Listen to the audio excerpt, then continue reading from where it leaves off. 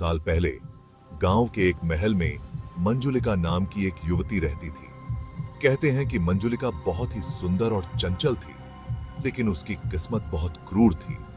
उसका प्रेमी उसे धोखा देकर किसी और से शादी कर रहा था, और जब मंजुलिका को यह पता चला तो वह अपने दर्द और गुस्से से पागल हो गई। उसकी आत्मा महल में भटकती रही और फिर एक दिन वह गायब हो गई। लेकिन उसके मरने के बाद से उस महल में अजीब घटनाएं होने लगीं। लोग कहते थे कि मंजुलिका की आत्मा अब भी उस महल में है और बदला लेने के लिए भटक रही है।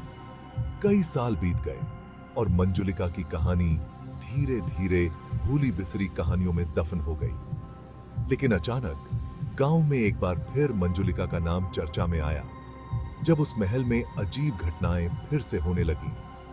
हर रात वहां से डरावनी आवाजें आती, दरवाजे अपने आप खुलते बंद होते और महल के चारों ओर भूतिया साया देखा गया। एक दिन गांव के 3 दोस्त रोहित, अक्षय और कविता ने इन कहानियों की सच्चाई जानने का निश्चय किया। उन्हें किसी भी भूत प्रेत की कहानियों पर यकीन नहीं था और उन्होंने तय किया कि वे उस रात महल में जाकर देखेंगे कि क्या हो रहा है। रात के अंधेरे में तीनों महल पहुंचे। महल में घुसते ही माहौल में अजीब सी सर्दी और खामोशी थी। हल्की हल्की हवा की सरसराहट के साथ अजीब सी फुसफुसाहट सुनाई दे रही थी। उन्होंने हिम्मत करके महल के अंदर कदम रखा। महल के हर कोने में अंधेरा और वीरानी थी, जैसे वहां परसों से कोई नहीं आया हो। लेकिन जैसे जैसे वे महल के अंदर बढ़ते गए, उन्हें एक पुरानी धुंधली तस्वीर दिखाई दी। यह मंजुलिका की तस्वीर थी। अचानक हवा का एक ठंडा झोंका आया और महल का दरवाजा जोर से बंद हो गया। रोहित ने पीछे मुड़कर दरवाजे को खोलने की कोशिश की, लेकिन दरवाजा अंदर से बंद हो चुका था। तभी कविता ने मंजुलिका की तस्वीर की ओर इशारा किया। तस्वीर के चेहरे पर एक भयानक हंसी उभर आई थी। अचानक मंजुलिका की आवाज गूंजने लगी, तुम लोग यहां क्यों आए हो? क्या तुम भी धोखा देने आए हो? तीनों दोस्त एक दूसरे की ओर देखते हुए डर से कांपने लगे। मंजुलिका की आवाज अब तेज और क्रोधित हो चुकी थी। महल के कोने कोने से मंजुलिका का भूतिया साया नजर आने लगा। उसकी आंखें लाल थीं और चेहरा विकृत। रोहित, अक्षय और कविता ने भागने की कोशिश की, लेकिन महल के सारे दरवाजे बंद हो चुके थे।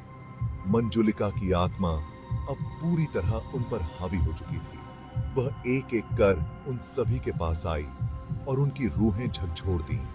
सबसे पहले रोहित अचानक हवा में उठा और जमीन पर गिर पड़ा। उसकी आंखें सफेद हो गईं और वह बेहोश हो गया। अक्षय की ओर मंजुलिका बढ़ी और उसके सामने आते ही उसकी चीखों से महल गूंज उठा। लेकिन कविता को मंजुलिका ने सबसे अंत में चुना। मंजुलिका उसके पास आई और बोली, तुम्हें यहां नहीं आना चाहिए था। अब तुम मेरे साथ रहोगी, हमेशा के लिए। उस रात के बाद गांव में उन तीनों दोस्तों को फिर कभी किसी ने नहीं देखा। लोग कहते हैं कि महल में मंजुलिका एक बार फिर लौट आई है और जो भी वहां जाता है वह कभी वापस नहीं आता। गांव वालों ने अब उस महल के पास जाने से तौबा कर ली है।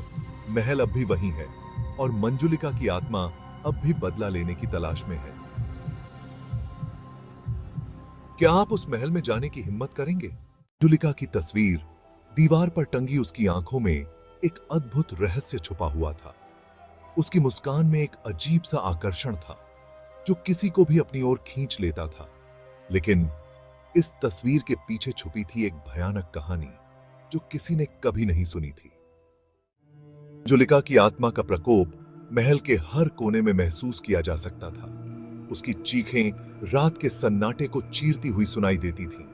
उसकी आत्मा जो कभी चैन से नहीं रह सकी,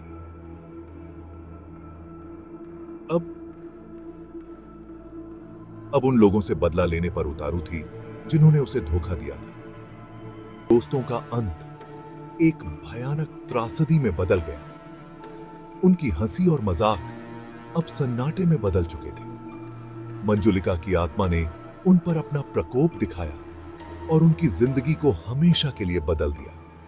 वे अब सिर्फ एक कहानी बनकर रह गए थे। अच्छा रहस्य जो सदियों से छुपा हुआ था, अब धीरे धीरे उजागर हो रहा था।